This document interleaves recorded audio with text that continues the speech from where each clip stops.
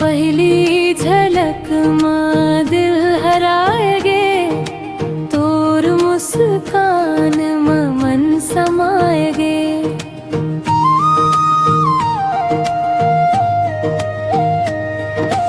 आँखी ले आँखी जब मिल गए रे, माया के फूल मन खिल गए रे।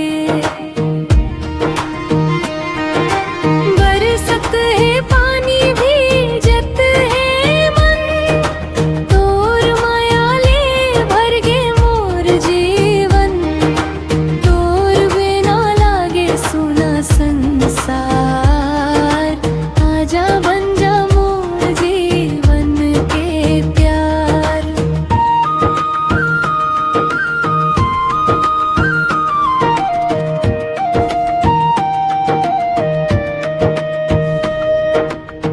सावन के बदरी गवाही देवे, तोर संग जी के आस जगावे।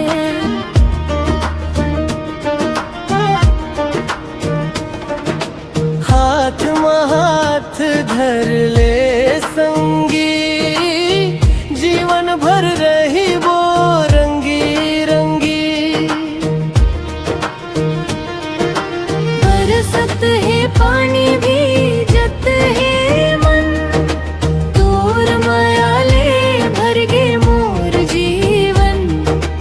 तोर बिना लागे सुना संसार, आजा बन जा मोर जीवन के प्यार।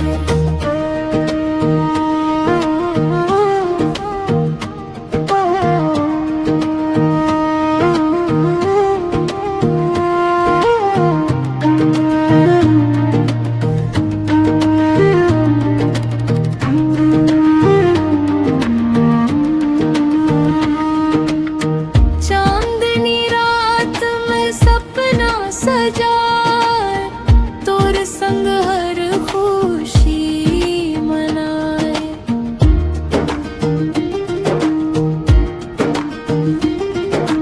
जन्म जन्म के रही वो संग, माया गूंजाए हर एक उमंग।